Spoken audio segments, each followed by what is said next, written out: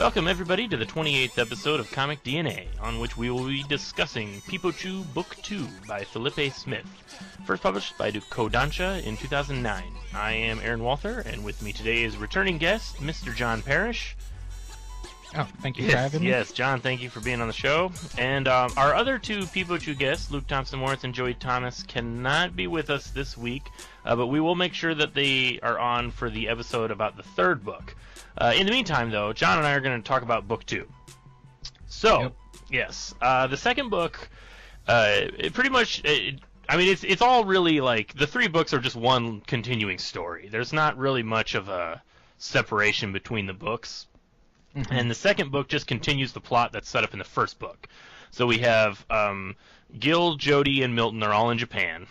Gil, a.k.a. Fate, the mercenary assassin, has been hired to kill Morimoto Rockstar, the loudmouth, disrespectful new Yakuza on the block. And while that is going on, Milton has made friends with a Japanese otaku who also loves Peepo Choo. And Jody has to basically just follow him around and babysit him. So, John, what were your first impressions about Book 2? Well, I like this one, and I think this is like, the elevation, or the next, logical progression of the story, and, it has the page that, if anyone's ever looked online and seen anything about Peepo Choo, it has that one page where Reiko is basically confronting Milton.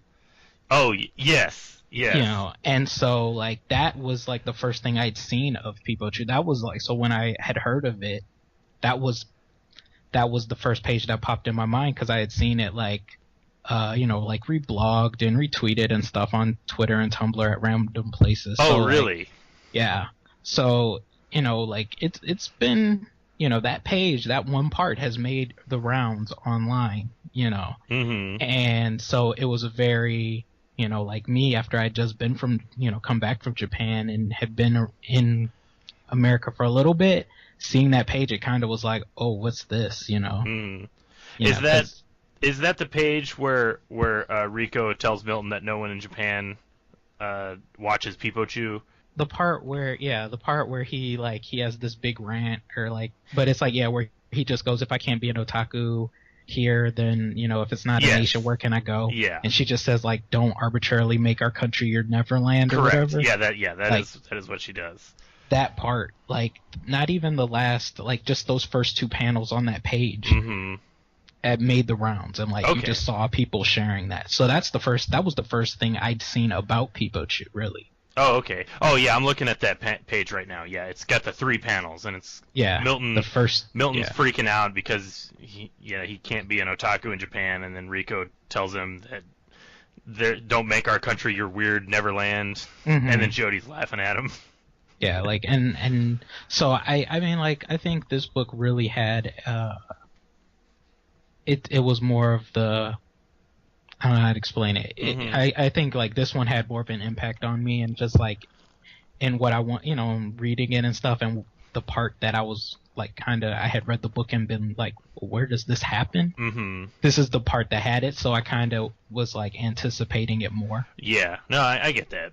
Yeah. Well, I think the second book, it reads a lot faster than the first book, because the first book is all set up. I mean, it's... Yeah. There's a lot of characters, as we talked about this in the last podcast, but it takes its time just kind of like setting up all the characters and also setting up the tone and the theme of the book, of the two different cultures and the people's perceptions of each other's cultures. So we had to first see what Japanese culture is like, and then we had to see what Milton's perception of Japanese culture was, and vice versa with the Yakuza and like Chicago gang culture and stuff like that.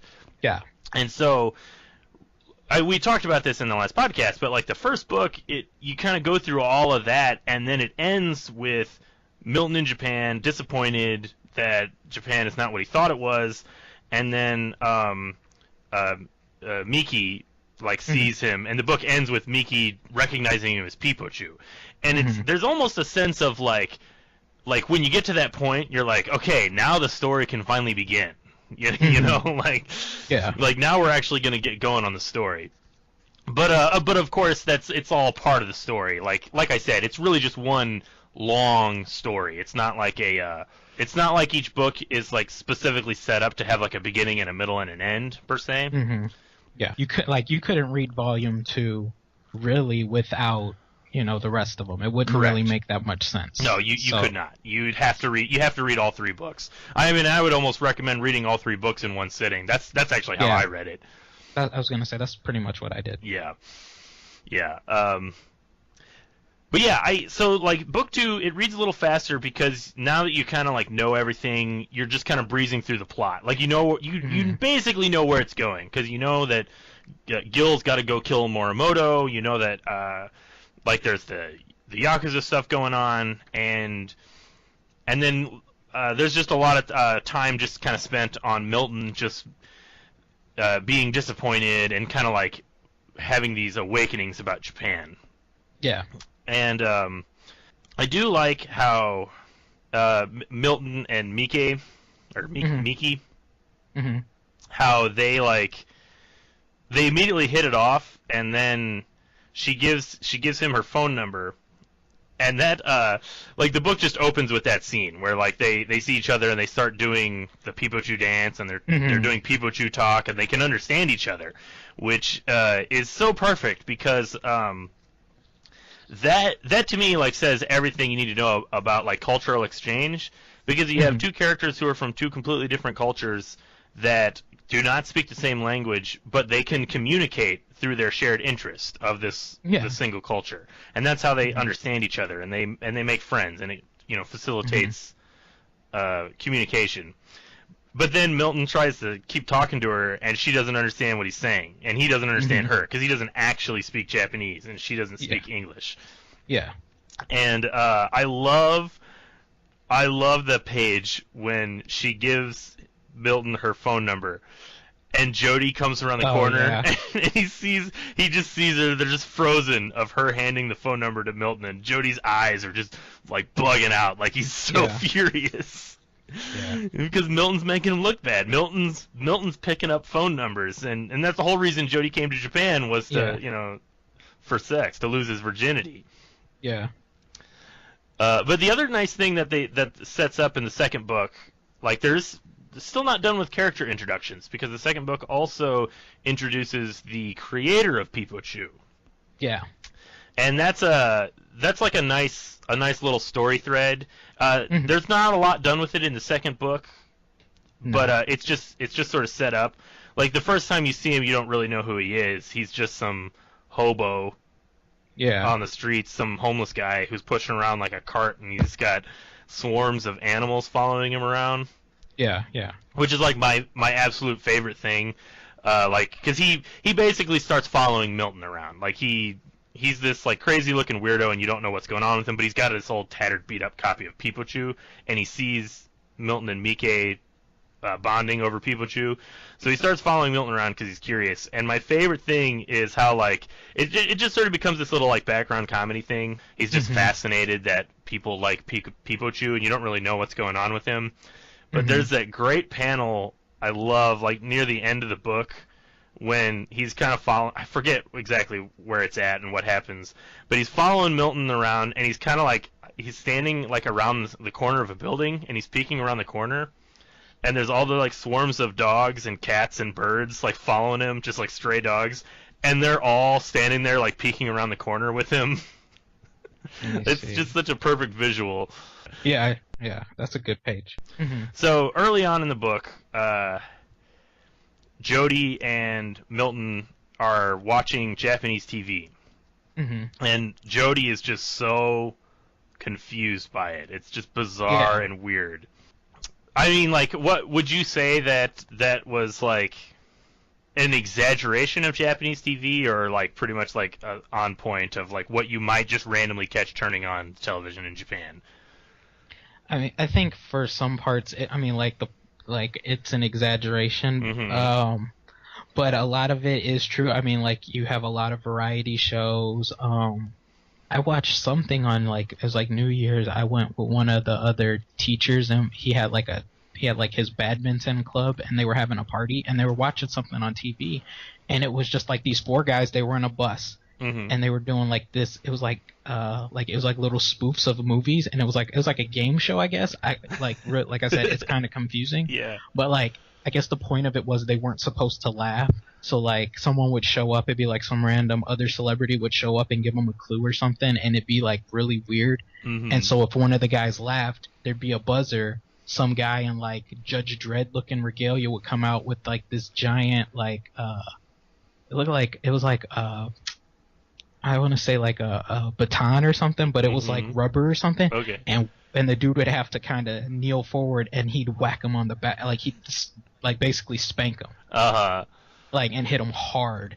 And that was the whole show. Like, they were doing these little things, and then I think the last one they were like in the cemetery, and like all this stuff just started exploding. I still don't know what the point was. But like, you know, like, so sometimes if you just, you know, just stumble in and you look, it'll be like with them. Like, it's like you don't know what's going on, you're kind of confused, you're just like, you know, it's just random. But not like to the level of the dude poking the other dude in the butt or anything like that. That's the Okancho, what he's doing, that's a real thing.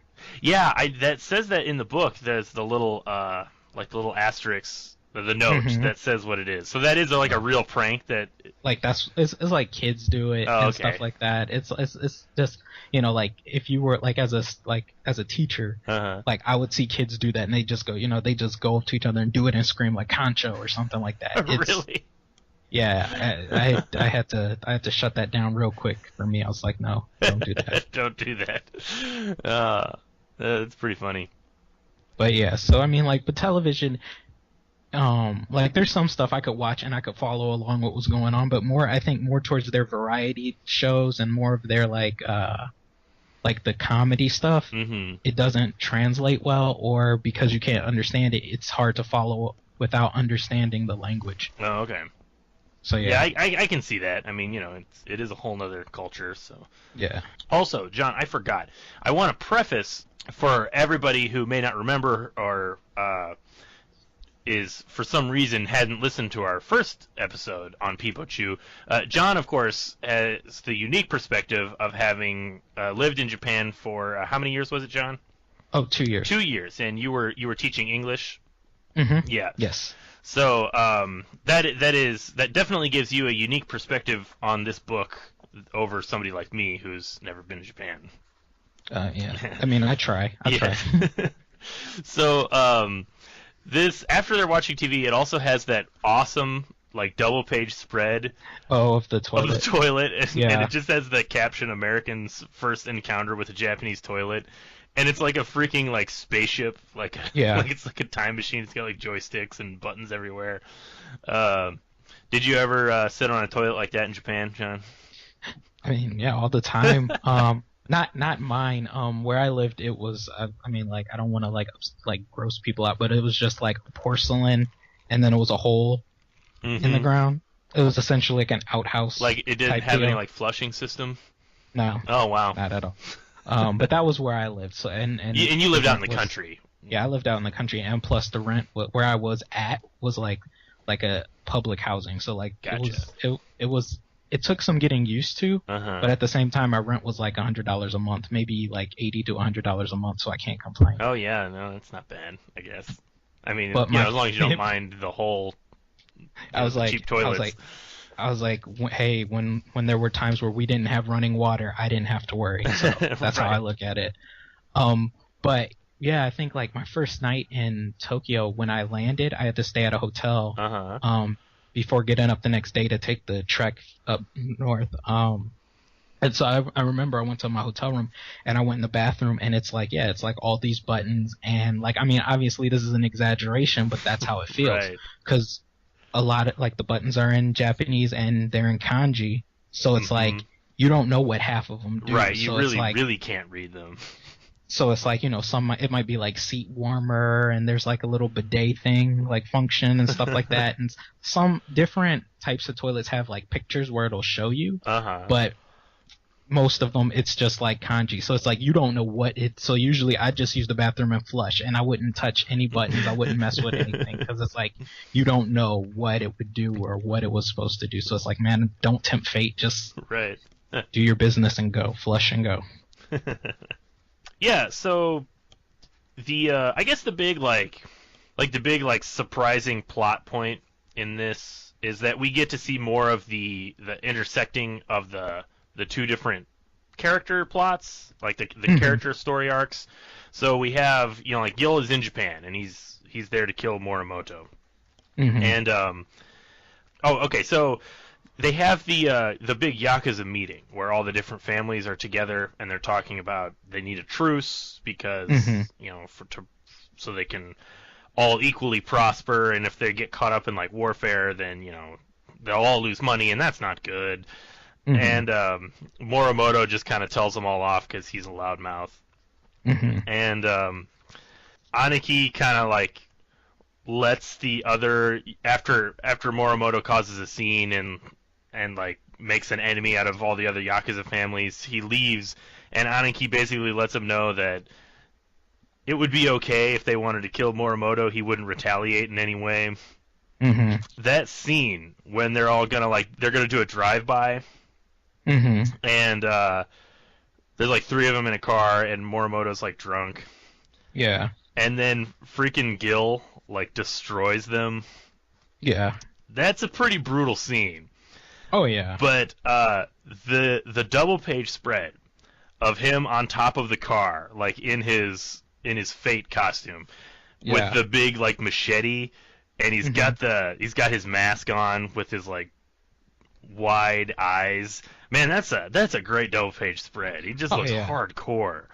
That is, that's like really good. Like I really love that page, and I really love just the setup and the way it's like it looks like. I said, Gil is essentially like a horror movie character. Yeah, like, he just shows up, murders a bunch of people, and vanishes. Like that's really him, and it's just he looks friggin' terrifying. He's terrifying. Like he's constantly gritting his teeth, and like behind his mask, like you can see it's got like the little mouthpiece for the mask, and his eyes are always wide open. Yeah. And he looks terrifying. Yeah. I really love the way Felipe Smith does Gil. Like Gil is a great satire of American like violence and machismo. Yeah. Because you have, like, we talked about this certainly I think on the first episode, but you have the scene early on when Gil and Milton and Jody are walking through Japan, and they all kind of like make a huge spectacle because Gil is like this giant, like Gil's like this huge monster. Not, I mean, like, he's just a normal guy in a business suit, but he's huge. And he's massive. In Japan, everybody is short in Japan, right? That's not a stereotype, is it? Like, kidding. I'm kidding. But yes. But yeah. But I mean, like, tall guy is gonna tower over everyone. Exactly. Tower over a crowd, and then Milton is running around doing his Peepo Choo stuff, and Jody's also getting a lot of attention. We didn't say, but because Jody is very disappointed to see that he has a passing resemblance to a Japanese celebrity who is some kind of gay comedian, and he's and of course Beauty Judy. Yeah, so the name's Beauty Judy, and there was a good line I really liked. What did he say? Like gay gaijin power, because I guess Beauty Judy is supposed to be like a black person. I'm guessing. I'm guessing. I'm just gonna assume. Well, he's colored with the same skin tones as Jody. Yeah, and he has the same hairstyle, everything. Yeah, everything. He looks like Jody in drag. Yeah, and so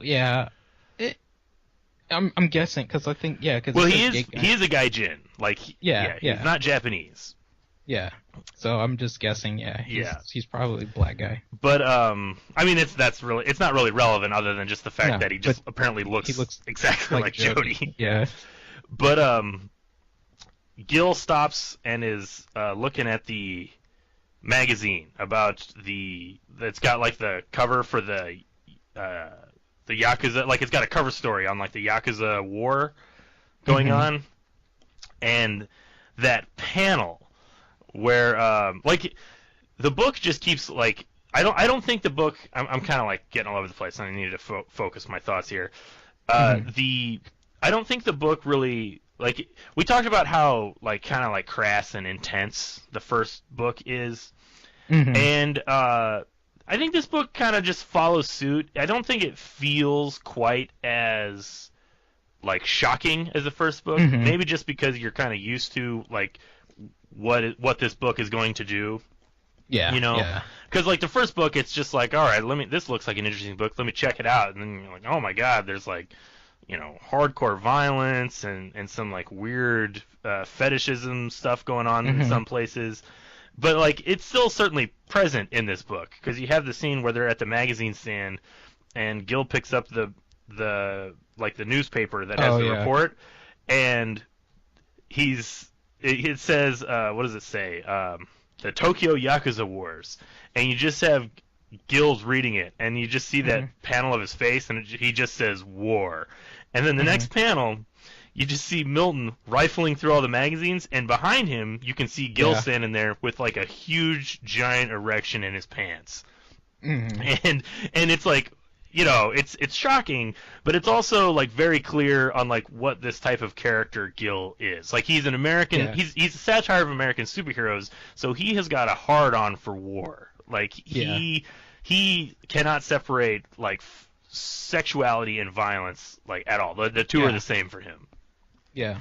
And that is definitely played up later on in the book when after he kills all of the those Yakuza guys that were going to kill Morimoto, and then different Yakuza guys go and kill Aniki, who is the one who hired Gil to kill Morimoto. And that's also an intense scene, because it starts off with just, it starts off with Gil's just kind of watching him, and then Aniki gets shot, and Morimoto's freaking out, and then, you know, Morimoto kind of like turns the tides on these guys that are going to kill him. And all these panels are intercut with Gil watching them and slowly, like, masturbating to the whole scene. And you see, like, a panel of him, like, pulling out a condom, and then another panel of him, like, putting it on, and then a panel of him kind of jacking it. And it gets, like, it's like, kind of like hardcore, but I got a chuckle out of it, though, too. The panel where Morimoto shoves the gun in the guy's mouth and, like, breaks all his teeth. And then he makes out with him, like he gives him a kiss, and the last panel on that page is the van like furiously shaking. Like and with little fap little fap sound effects. See, at that point, I was like, man, this is getting really intense. But then that scene, I was like, okay, it's funny again. Like it's like it's definitely like it's, you know, it's in your face and it's very crass, but it's also fun. It's got a sense of humor. Like it's I think it's like, you know, a little like not like maybe not goofy, but just it's having fun with itself. Yeah, just like Gil was. Bazing. I might edit that joke out of the final podcast.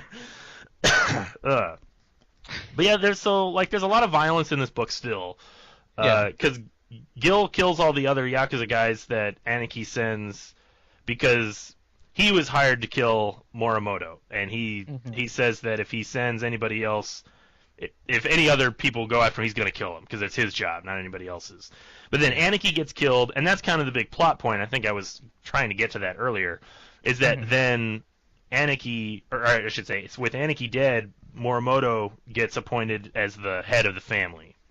Yeah, and that's when things really kind of like ramp up out of control for like the plot of like the Yakuza plot. Yeah.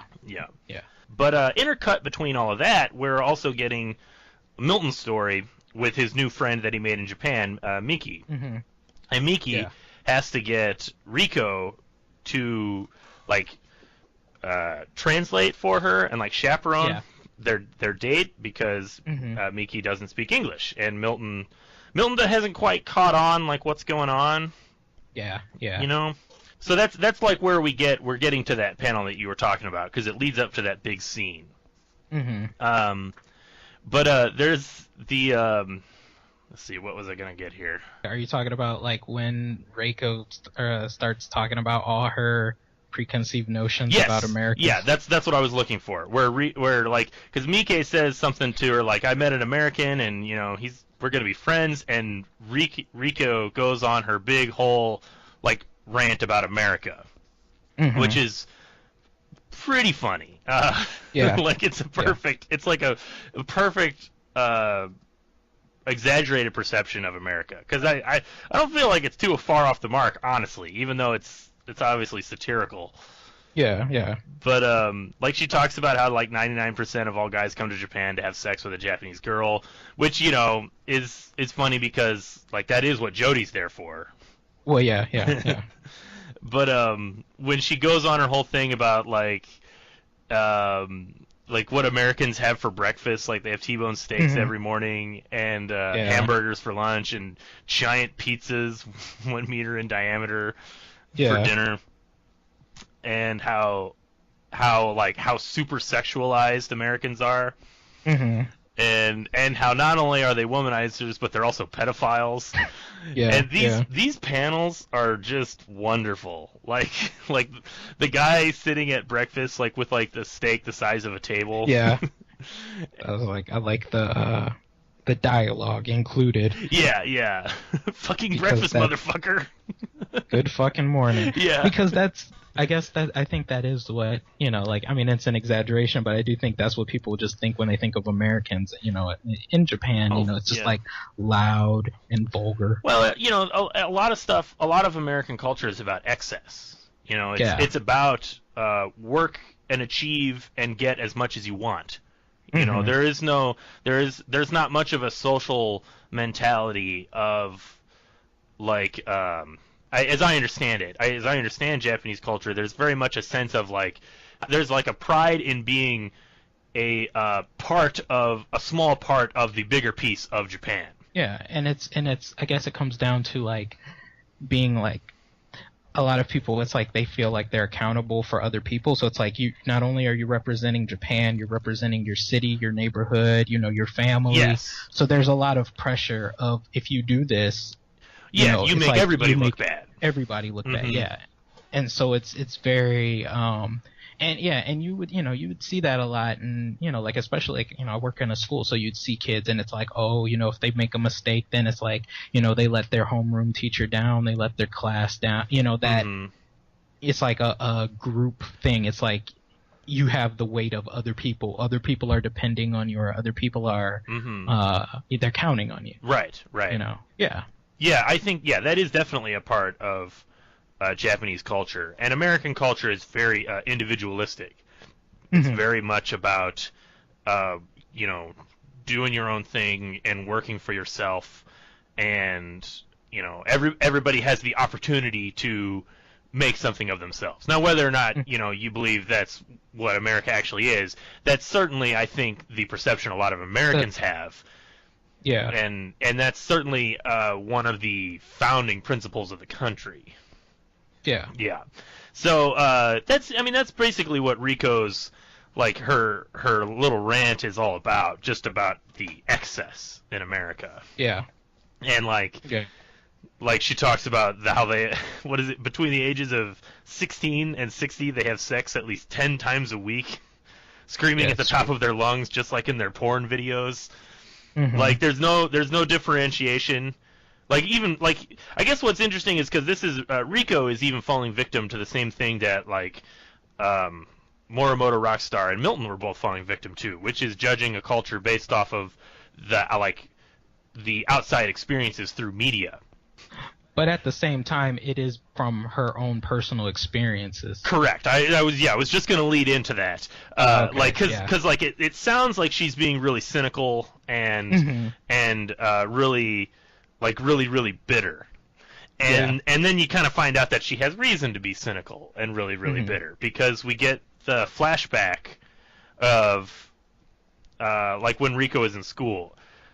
And I think it's a nice little character development for Riko.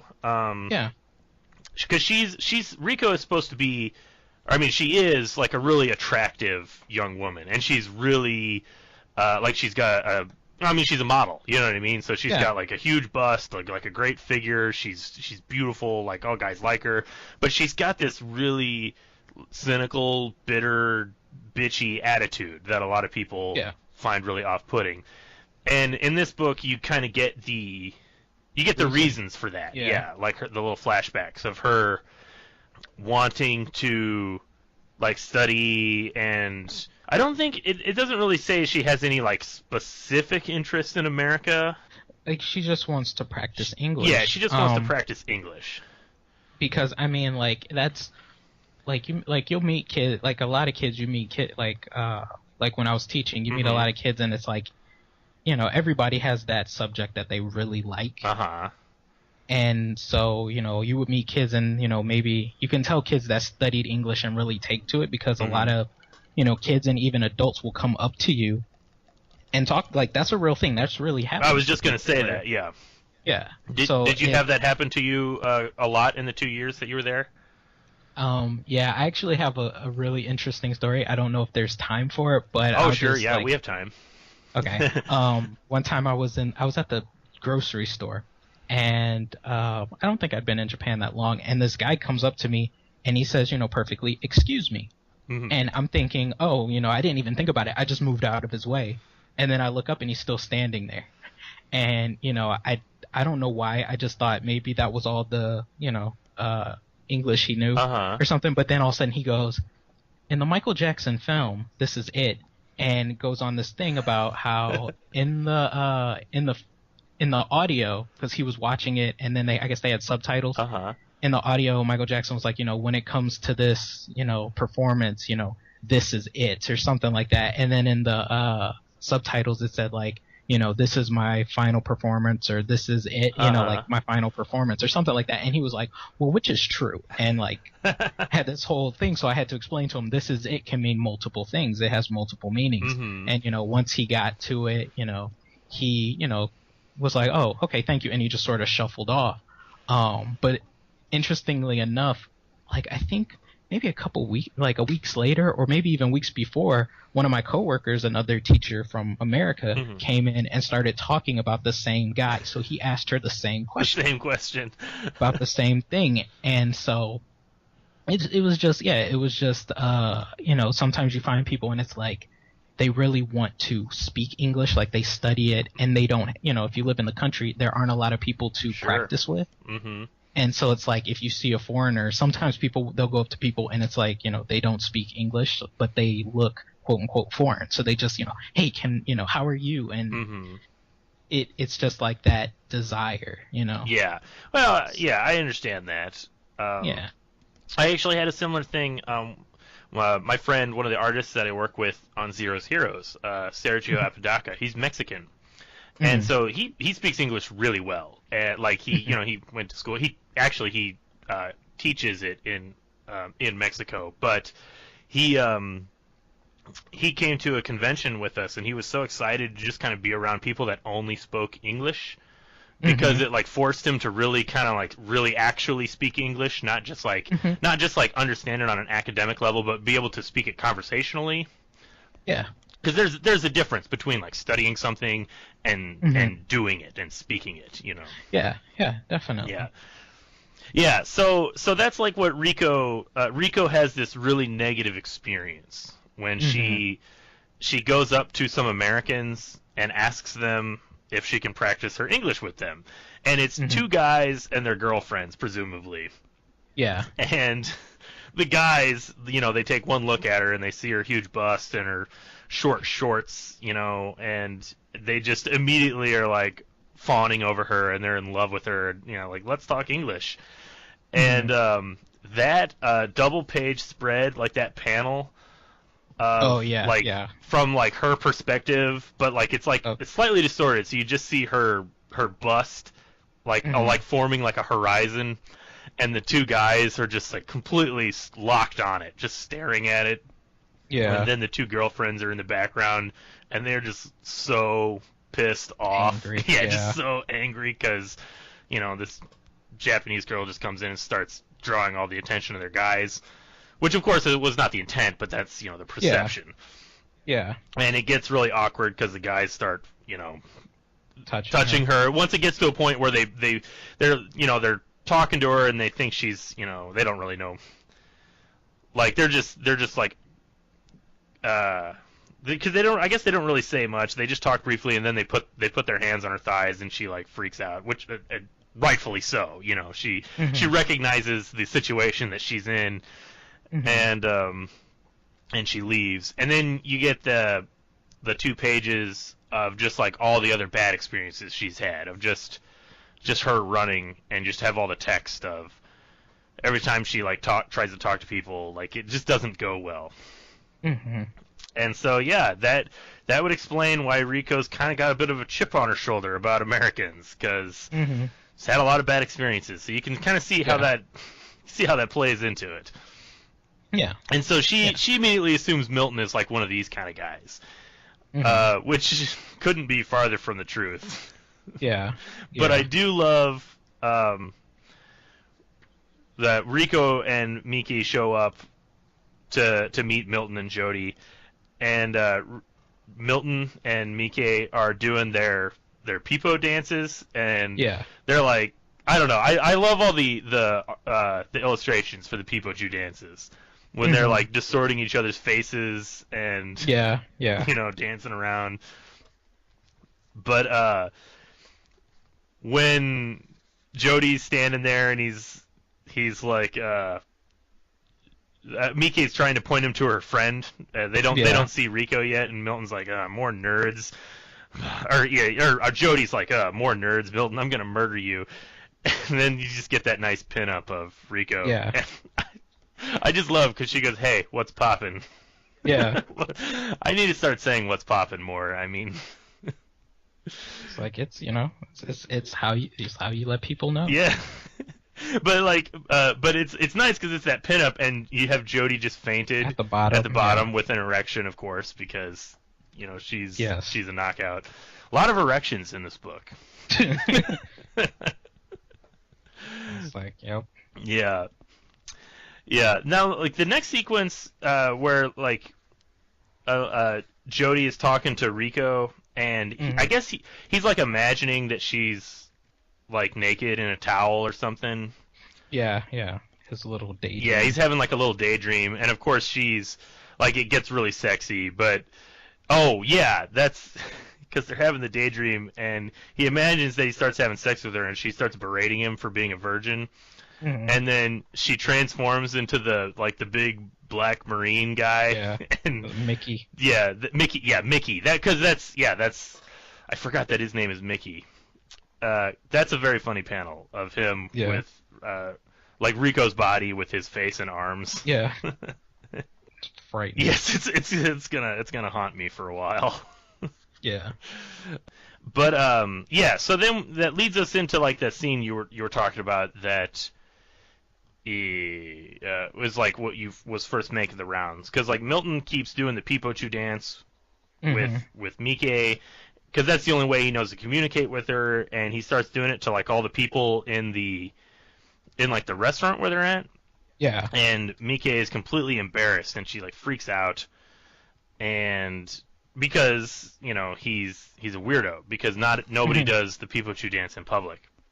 Yeah. And she goes running away, and Milton chases after her, and Riki like beats up Milton and Jody, or Riko beats up Milton and Jody. Yeah. And that's when she goes on her big rant about how like they're a bunch of crazy people, and Milton's kind of he's forced to understand that nobody in Japan understands what Peepo Choo is. Nobody knows it. Nobody watches it. And that leads into the nice sequence. I mean, we get the backstory about the creator, which is a nice little like. There's more that'll be done with that in the next book, but we just kind of get that setup of him wanting to branch out, and he wants to make this really like avant-garde, artistic, ultimate masterpiece, and of course it did not go well, and it was a complete bomb, and nobody's seen it. And that's when you were like, oh, that homeless guy, that's the creator, because he's been watching Milton this whole time. But I really love the like the flashback sequence of the convention. The convention, yeah, when they're at the convention, and the creator is like getting all the fans pumped up for Peepo Choo, and that because it's specifically actually they're specifically at Wizard World Chicago Comic Convention. Yeah, they're at Wizard World Chicago. It's weird to think about, but there was a time when Wizard World Chicago was like one of the most like premier top conventions, because this would have been before even like New York and C2E2 were doing stuff, because this would have been like 2009 and 2009. That would have been right around that time when there was kind of that shift in conventions. That's a little inside baseball for anybody who follows comic book conventions. But that scene where like Milton is in the crowd of all the nerds, and the guy's getting them all prepped up for Peepo Choo, and he shows them, like, he unveils, there's the big unveiling, and the crowd doesn't know how to react, and they're all just kind of bored by it, and they're all like sitting there smugly, like, and it's all weird, and they don't know if they get it. And then the dude goes on his big rant about how he was just like them, you know, he was an outcast, and he found Japan, and you know, Japan, everything in Japan is great, and Peepo Choo is what's from Japan, and that's why Peepo Choo is great. And then by the end of it, he gets them all worked up. I really love that panel, like the tiny panel when he's getting them all like in a frenzy about needing Peepo Choo, and the panel is illustrated to him like standing on like a cliff, like a sea cliff edge or something, like a prophet, like light emanating from him. It's just a tiny little plant panel, but it's really nice. Looks like Lion King. Yeah, it's exactly. He's on Pride Rock. Yeah, exactly, like a Pride Rock kind of a thing, and all the little tiny hands down below are like reaching for him. It's perfect. And then you get that nice cynical twist when he like goes backstage and takes off his nerd costume and puts on his business suit, and he's just some cynical devil guy who's like, oh, I bought this cheap because nobody wanted it, and now I'm gonna sell it to Americans. You know, it's funny because like this is an exaggeration, but like I remember when I kind of had that moment. I never had anything like as bad as like Milton here, because I was never really. I would say that I was never really obsessed with anything like the way Milton is obsessed with Peepo Choo. But I had my moment where I was like, oh, you know, Japan is really cool. You know, and he's like all these cartoons. Like I freaking love Cowboy Bebop, and I really liked like Trigun. Like those two were coming out at the same time. And then like later, I kind of found out how like neither of those are really that popular in Japan. Like they really like Trigun is kind of a funny thing, because I think that was like the success. Like the creator of Trigun, I mean, you know, good for him and all for finding success, but that is completely a show that, like, all of its success was found off of like American marketing, like selling toys and merchandising and stuff to America, because like the character of Vash the Stampede is like a huge marketable character in like the American otaku nerd comic book market. Like you see Vash stuff all the time. I mean, you know, he's a fun character to cosplay. Like he's got a unique look and what. So I always see like a Vash at every comic book convention I've done. I usually see a Vash. Yeah. So, you know, I mean that's great, but it is a thing where it's like, yeah, like that. Apparently, I was reading like, yeah, that really didn't make much of an impression in Japan, but Americans liked it. Yeah. And I mean, like, and even to the degree, like, I was like, I mean, at least those were, you know, they were different, so people didn't know how to react to them back then. And, like, you know, I think, like, people kind of, like, over there, they kind of know, like, certain places. But, I mean, like, but still, there was stuff, like, that was, like, it was cheap because it failed there, and then they brought it here and sold it to kids, like, oh, it's going to be great. And I remember, like, all the little, like, Pokemon knockoffs. Oh, my goodness. That, like, came out. And, like, there were, like, all these little, like, these knockoffs of, like, these other shows, and they were, like, so bad, and I think they were all on like Fox or something. Yeah. Like they were on like Fox in the morning, and it was just like all these crappy like anime, and it was like they're just like, yeah, this is new from Japan. And I mean, by that time, it was like my brother, I think my brother was starting to get into it, but I mean, even he was smart enough to be like, no, it's dumb, But there were people that bought into it and were like, oh, this is great. And it's like, no, it's not. You can just imagine that there was like a little devil business guy being like, Pokemon's popular. What else do they have in Japan that's really cheap? We can sell it all to these kids, Like, yeah. That's what happened. I was like, yeah. But no, so yeah, it's like, yeah, there are people out there that are just like, they're going to exploit it. Yep. But I mean, I think, we kind of talked about this, like it was also just like the right time for all of that. Like I think we may have mentioned this in the last podcast, how like right at the time of like the 2000s was really when like anime and manga was like really breaking into the American market, like on a level unprecedented compared to what it was before. So like before you had like the really like good quality stuff was getting moved over here, but once it became like a market, when they were like, oh, there's a sizable amount of people that want to spend money on this, the floodgates opened, and they just started picking up every cheap Japanese property that they could and start pushing it out in America, because I think there was a large portion of kids who were just hungry for it. They just they wanted it, and the book I think does a really good job kind of spelling that out, even though it's being said by this like cynical lying business suit kind of guy, but he perfectly illustrates like why people like really get into like Japanese culture or just like otaku. Like I completely get it, and I think he like when he talks about how like how he was like an outcast, and he was like he felt like nobody understands him, and he just didn't fit in with the people around him, and I think you see a lot of those types of personalities gravitate into the like otaku culture. I mean I can say from firsthand experience, everybody that I've ever known that was like a self-identified otaku completely fit those personality traits of somebody who really just didn't fit in anywhere else. Like they didn't have like another social group that they could just say like, oh yeah, like jocks or theater actors or what have you. Like there was definitely I don't want to say it's like a group of misfits, because that sounds a little more dismissive than I mean it. But but I also don't. I mean, I think it's true. I just don't mean. I don't think personally it's that big of an insult. Like I'm as big an outsider as anybody. Like I'm there with them. As a comic book reader. Yeah. I definitely identify with the like outsider looking in kind of that point of view.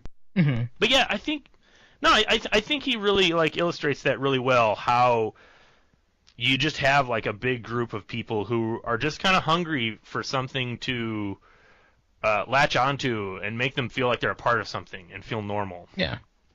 I mean, and that's because I mean, on a level, I mean, that's even hip hop culture in other countries, like in Japan and stuff. It's like it was something different, and it's something people could gravitate to, and kind of like anime here. It was like there was so much of it, and like at a time there was just so much, and it was so there was a quality, you know what I mean, like that even people would just see that stuff and just like be like, oh my god, this is something different, let me latch onto this and let me get into hip hop culture and things like that. And it's just, I mean, like, I think it's just, there are people that it's like once they find something, it's like they just want to find somewhere to belong, and if they find something they like and they see other people who like it too, it's like usually that's like, if they've been, I don't know, if they felt like they didn't belong, and then they find this thing they like sometimes it becomes like that thing, that one thing, like, that defines them or something. Yes. You know what I mean? Yeah. Well, that makes sense. It's their, like, it's sort of like their, like their pathway to acceptance. Like if you have somebody who feels like they just don't belong anywhere else, and then you find a thing and you find other people like that same thing, that's your link. Like, that's your link to the group of being like a part of something. So yeah, I mean, and that's the same way. That's not. I mean, I'm not even talking about. That's not even just. That's all things. Music. It's music. That's politics. That's sports. That's I'm gonna be like, look at Beliebers and One Directioners and like all the fans. It's like once they had a banner. Yep. You just have something. That's who they are. Yeah, you just have something that you can use as like a ticket to acceptance with other people who also like that thing. Yeah. And so there's a level of comfort to that. I mean, I say there was for me. When I was when I was a misguided, misanthropic teenager, I definitely latched on to like if I found out other kids like read comics or watched anime, it was like boom, like we're automatically friends because we like the same things, even if like we don't really know much about each other, we automatically have this interest that nobody else has that makes us like special, and together we're even more special. Yeah, I totally get it, but that's I guess the reason I like that so much about this book is because that's really the heart of what this book is about. This book is really about, like, I think you see it a lot in this book, but I talked a lot in the first book about how it was all about identity of people, like how they present themselves and who they think they are and who they want to be. And I think in the second book you really get this emphasis on communication and acceptance and people like finding other people, and just making friends and being happy. And that's, I mean, because that's what the story within the story, like the Peepo Choo comic within this comic we're talking about, that's what that character is all about, apparently. Like, you can't really tell from the nonsense, but like that's how they talk about it. Like Milton talks about it. Like, the Peepo Choo dance is the dance that brings like everybody together and it makes peace across the world and stuff like that. And it's his identity. It's like the only friends that he has are people that also like Peepo Choo. Yeah. And and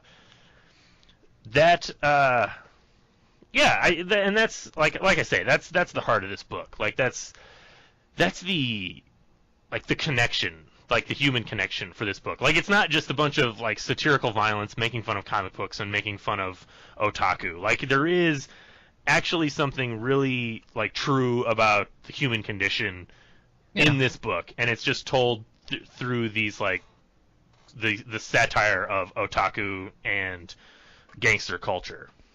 Yeah. There was I forgot there was one other thing I was gonna ask. I wanted to bring this up. No, so when Rico is going on about America and she's doing her she's talking about like Americans come to Japan to have sex. What is? I need to find the page because I want to read it exactly how she says it.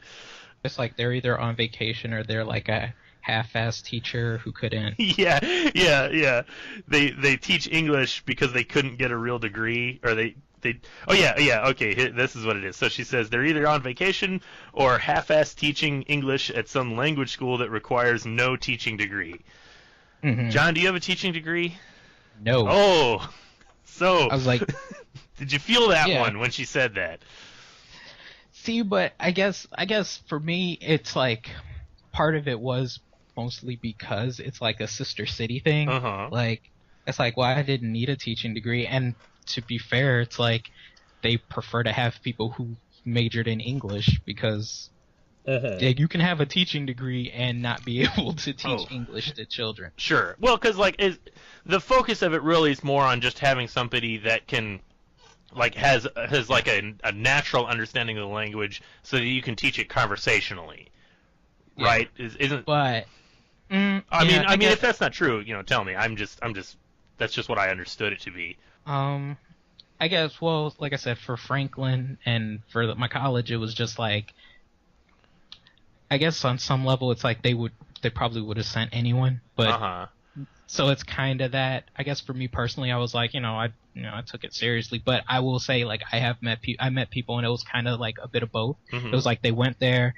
and they're just like, this will help pay my loans, and it's another country, I'm gonna go on vacation, and then people would be like essentially on glorified vacation. But like, nah, I don't have a teaching degree. I mean, what did help me get the job though was that I worked as an assistant teacher for a year. Okay, so you have some teaching experience. I had experience, but yeah, I mean, but like, but overall, yeah, there are some places where it's like there are the I don't want to say the bar is low, but it's like, you can just get there and work, and you don't have to have any experience in it. You don't have to have any. You just, if it's like, hey, you want to go to Japan, and some people, they're just like, yeah, and then they go and they teach, and it's like, wow. Like I said, I had friends, and like not to downplay or disparage or anything, but it was like, some of them, it was like, oh, well, what did you major in, or what did you do? How'd you get here? Why are and you in Japan? But like, I met people, and they didn't have a teaching degree, they didn't have an English degree. They just, I guess it depends on the place. It's like sometimes there's just people that, it's like the companies kind of, are like, hey, you want to go to Japan, and then you go. And it's part, like, because I've done, personally, and I've met people who do this, is like, sometimes it's like not on the up and up, or it's kind of like, they're just like, oh, you want to go to Japan, and it's going to be like this and this, and kind of like with the guy at Peepo Choo, he tells you what it's like, and then they come, and they have these expectations of what their job is going to be, and it's not that. Not that at all. So, I mean, like, yeah, when she said it, I was like, ooh, because it's like, partially it's like, on a level, it's like I felt that, but it's like not to the degree to make me upset, because I feel like I did a good job and I did have experience. But yeah, that exists. And yeah, it's not an unfair generalization of some people. Yeah. But yeah, I did get an extra chuckle out of reading that. The second time around, like the first time around, like I understood it, and I was like, I knew what it is, and I was like, yeah, that's funny. The second time around, I was reading it, and I knew I was going to be talking with you, and I was like, oh, haha, that's funny, and let's see what John thinks about that. But I mean, I thought it was funny. Like I made, I thought it was funny, but it's like, yeah, it's like, it hits close to home, but it's like, it wouldn't hurt me personally, but I'm sure there are people who read that, like, took it pretty personally, it pissed them off. Yeah, they were just like, who do you think you are? Like, like, it hurt. There's like this word where they say, like, if it hurts your soul, if it touches your soul, it touches your soul. So it's like, if you see it and it's not about you, but you feel something, that's your insecurity. Like, ooh, deep down, you didn't, you were that teacher, or you were that, whatever. So yeah. But I mean, I thought it was funny. Yeah, I thought it was funny too. Yeah. I mean, it's a funny book, and it doesn't. That's like a good example of, like, Felipe doesn't really hold anything back, like in his satire. I don't want to just say criticism, because it's not necessarily criticizing. There is criticism in here, but just his whole satire of everything, because like, he's making fun of Americans, but I mean, he like, the way he satirizes, like, American superhero comics with Gil, I mean, that is, I think more American superhero fans would probably be more offended by that if they actually read this book. But I don't know. I think more Americans would actually, like, okay, I guess this is the way I was going to put it. I look at Gil as, like, a wonderful critical satire of American superheroes. Like, he's violent, he's dark, he's insane, he's incredibly like sexualized, like it's a fetish for him. I think there are more American superhero readers that would actually just think that's, like, really badass and cool, as opposed to be offended by it. Whereas I think a lot of otaku who read this would be offended by the way otakus are presented. But superhero fans would actually kind of like Gil. Like, they would just think he's, like, cool, like the coolest version of an American superhero ever. You know what I mean? I mean, perhaps until, like, the third volume. That's what I was about to say.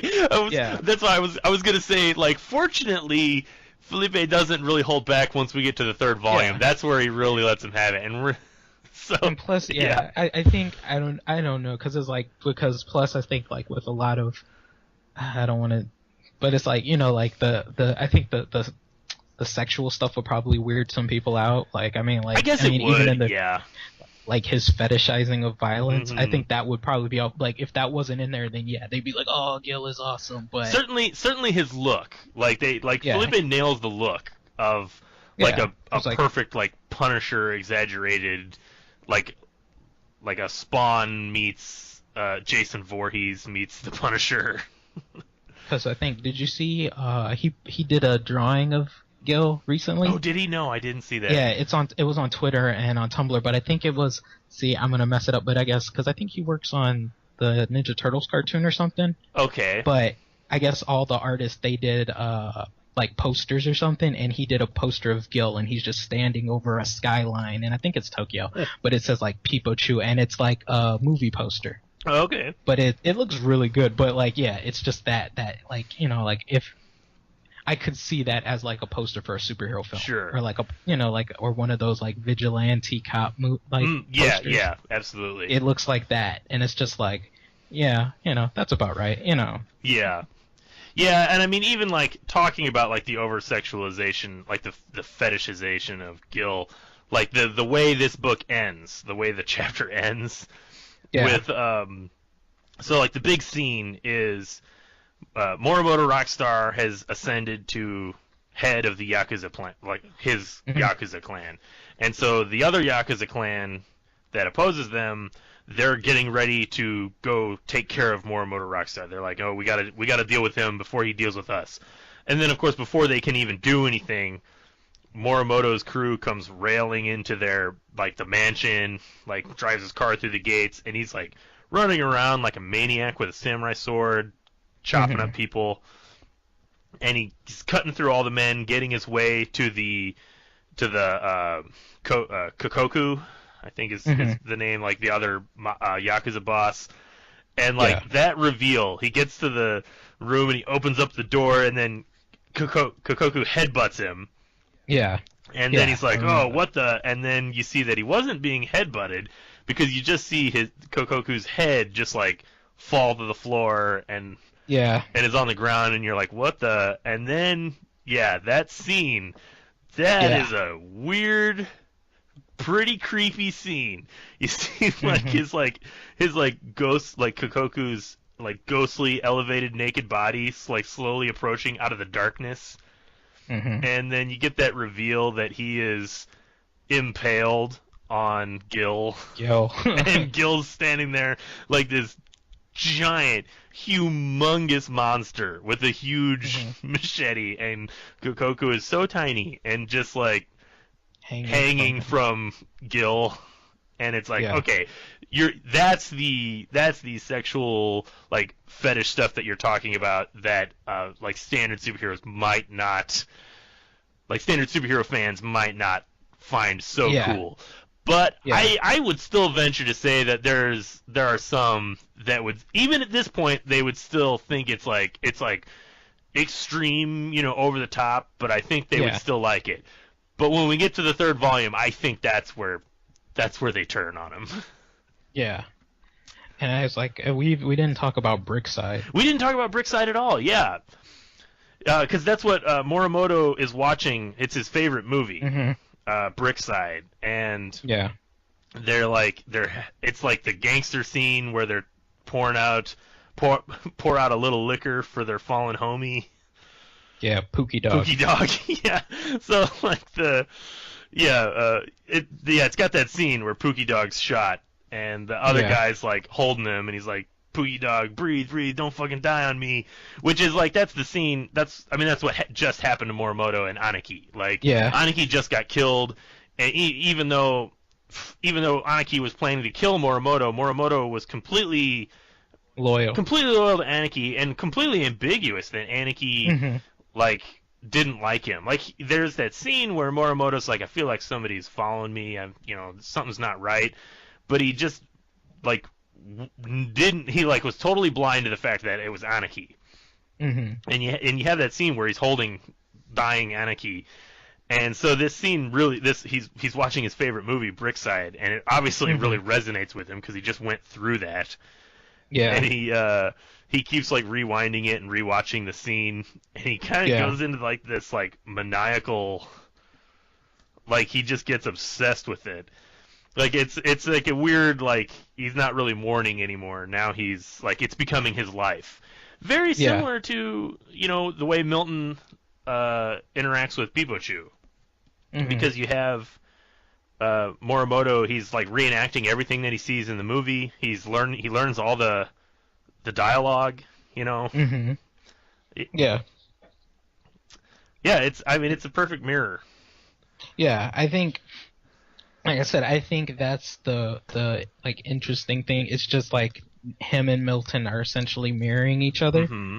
But I think for Milton, it was like, you know, he started getting to that level where he started like, you know, he at the beginning he was very much Peepo Choo, blah blah blah, and he's starting to sort of come down and realize, oh, this isn't real, Mm-hmm. and this and that. Whereas Morimoto, for all the stuff he's doing, he didn't really ramp it up until here. That's correct. So it's like they're not mirror, but they're parallel. They're parallel, so, yeah. But they're going in opposite directions. No, that's a really good point, because that is what it is. Like, Milton's coming down. Like, Milton is like awakening to the fact that, you know, his perceptions of their culture are wrong, and, you know, cultures are not what he seems. Whereas Morimoto just keeps embracing it more and more, and he keeps like throwing himself fully into it.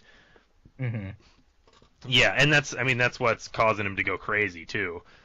Yeah, well, that and the cocaine. that and the cocaine, yeah.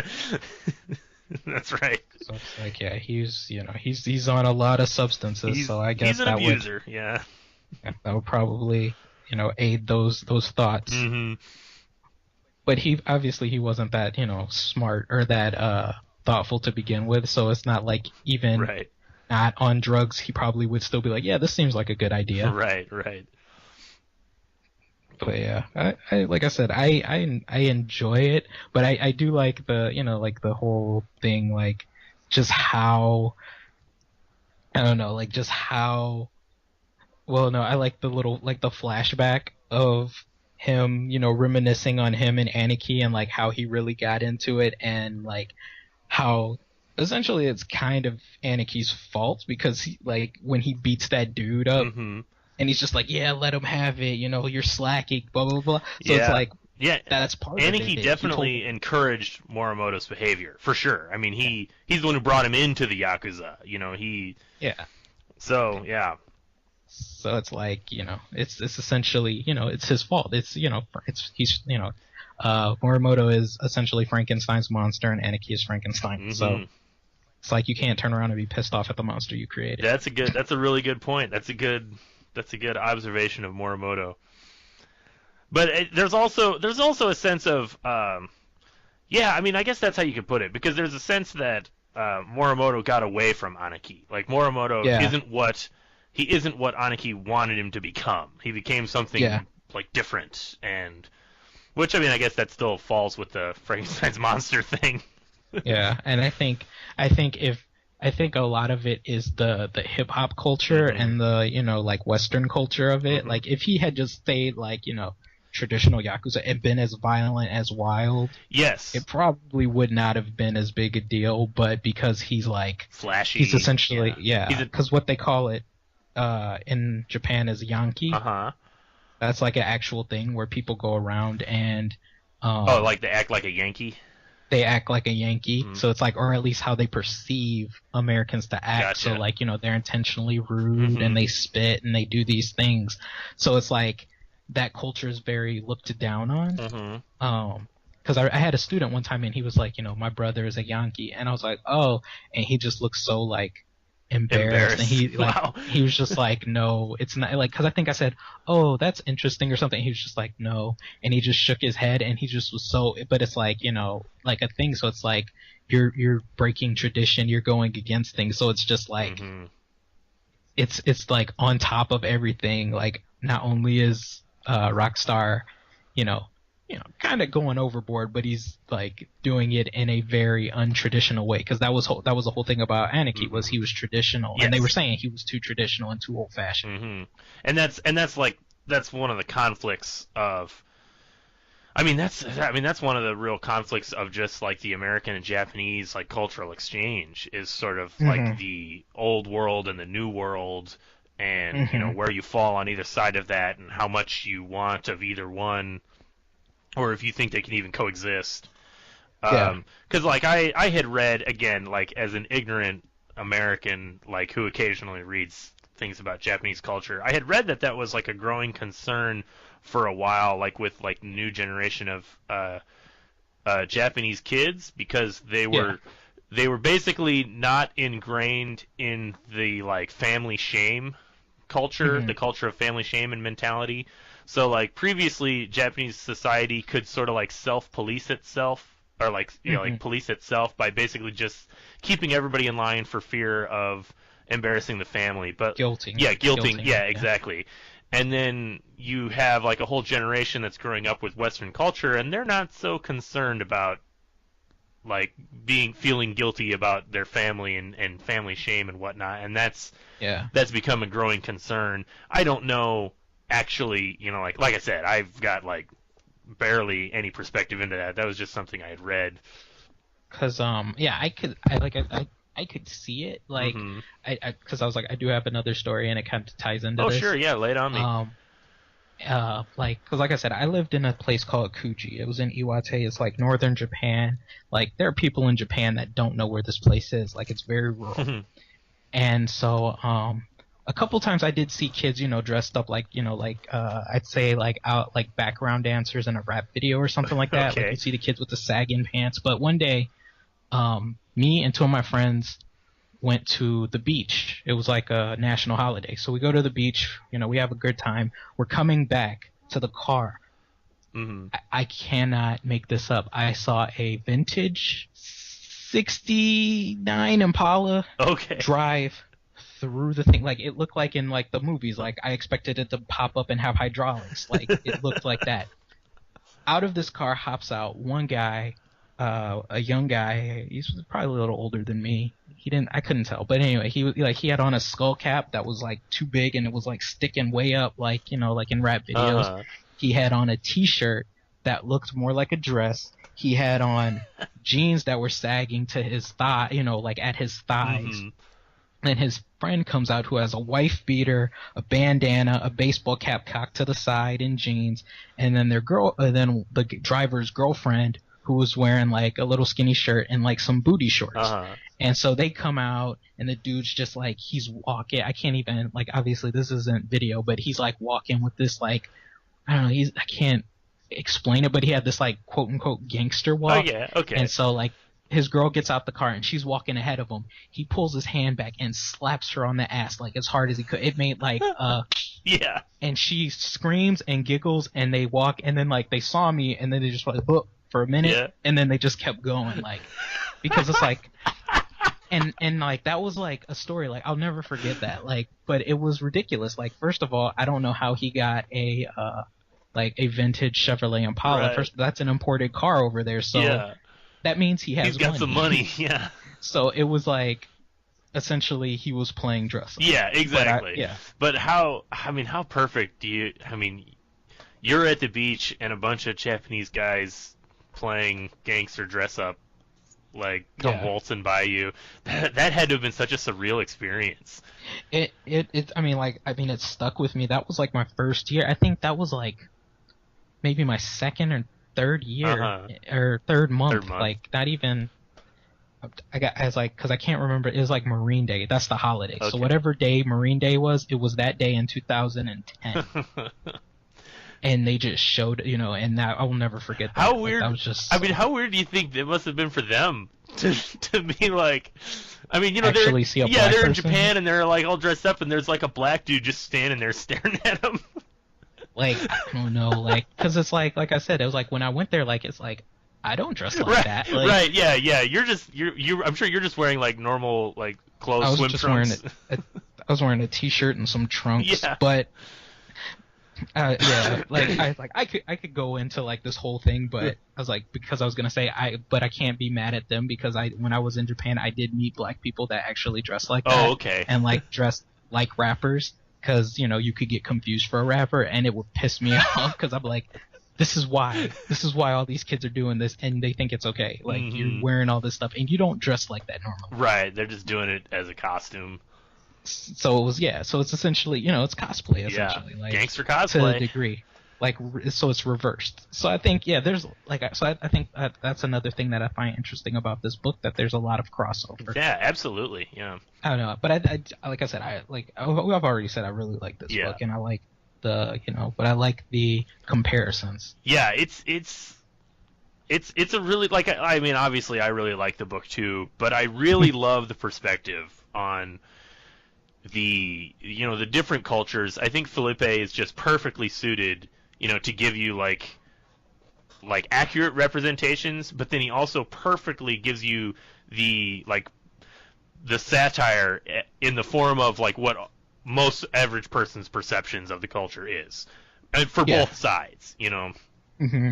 And but still, ultimately, like I said, it's a story just about identity and just trying to figure out who you are and meeting other people that are going through the same problems, and just it's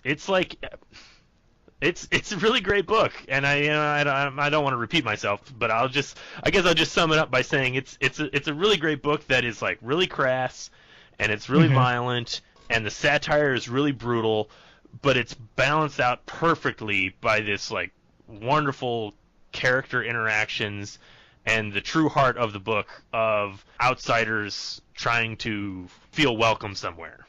Yeah, and they're just trying to find themselves. Exactly. So. Yeah, people just trying to find themselves. Yeah, it's great. And I'm really sorry that Luke and Joey couldn't be with us for this second book, but I'm gonna make them. Luke read the second book; he just couldn't do the podcast. But I'm gonna have Joey read the second book, and we'll have him on for the third book, so we can do a big final wrap up of it. Yeah. Because the third book, we talked about the first book is just kind of all set up, and the second book kind of just gets the plot going. We get into the characters a little bit more, and we get a few important plot points, and then the third book is just the off-the-wall climax. Yeah. And it's glorious. Yeah. So I think it'll be I'm looking forward to it. Yeah, me too, definitely. And I definitely want to know what Luke and Joey think of it. All right. Yeah, so thank you everybody for listening. I am Aaron Walther. You can find comics that I write at newhavencomics.com, as well as aaronwalther.com. And you can find my science fiction anthology, Science Hero, is available now on Comixology. So if you go to Comixology and search Science Hero, you'll be able to find that. You can follow me on Facebook, Aaron Walther on Facebook, and you can also find me on Twitter at AAWALTHER on Twitter. And you can find new episodes of the podcast at comicdna.podbean.com, as well as on the iTunes Store. Just search for Comic DNA and we will show up. John. All right, let's see. Well, you can find me on Facebook. Jon Parrish Comic Writer is the easier one, because if you type in my name, it's a bunch of Jon Parrishes. On Twitter, I'm John_H_Parrish. You can find, I have a website with my first comic book series on secretsandshadows.net, and you can find my first series and a couple of shorts I did, including one about me being in Japan. And I have a book from Alterna Comics on Comixology. It's called Clusterfuck. So if you type in Clusterfuck on Comixology, you'll find it. And the 6th issue comes out on the 17th. So, it's a good time to catch up, because that's the last issue of the series. Oh, the miniseries. That'll be the 17th. That is the day that this podcast is going to be up on the website. Yes. Really? I kind of thought that might be how it would work yes, out. So that's perfect timing. So if you're listening to this today on Wednesday the 17th, go to Comixology and get caught up on Clusterfuck, because it is a super cool comic. Very, very fun. Thank you. That is my professional review of John's comic. It is super fun. I was I hope so. You just got to live up to that now. Yeah. But thank you everybody for listening, and we will see y'all next time.